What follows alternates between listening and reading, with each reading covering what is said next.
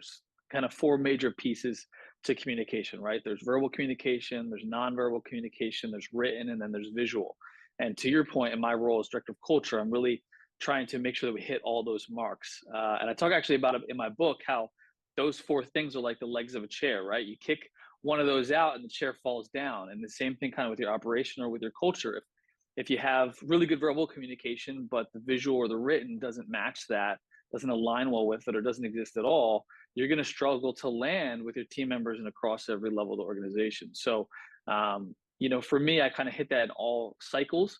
I would say that verbal communication is the most powerful tool that we have in our tool belt, because what it allows us to do is to kind of provide purpose and set vision for the future, while also speaking things into existence and speak people into action.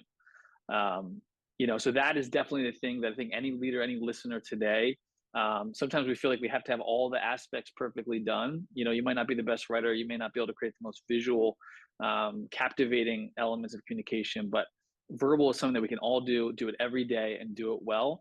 And the more that we do it, the better we get at it. But again, in my role, from a nonverbal standpoint, I always note to this, I have a tattoo on my arm that says, the first thing you say is rarely ever spoken. And it's the same thing when you speak, right? I reference in my book about the clear eyes guy and how he's like, he talks very monotone and says, Bueller, Bueller, clear eyes. You don't want to be speaking in that way, in the way that you hold yourself, right? If I was on this podcast and I had my hand like this and was uninterested, that communicates things. So nonverbal is super important.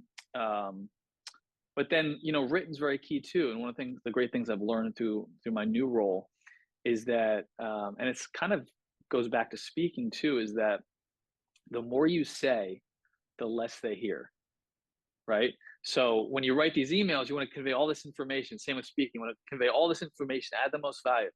But to a certain extent, through written communication, you can overload them and it becomes hard to really take away anything of value. So that's something that I've learned. And then visual, I think, is one of the other elements that I really enjoy, which if anyone listening or yourself follow me on LinkedIn, I'm constantly visually posting things that support communicating what I know and what has worked through culture and also what we're doing as a company.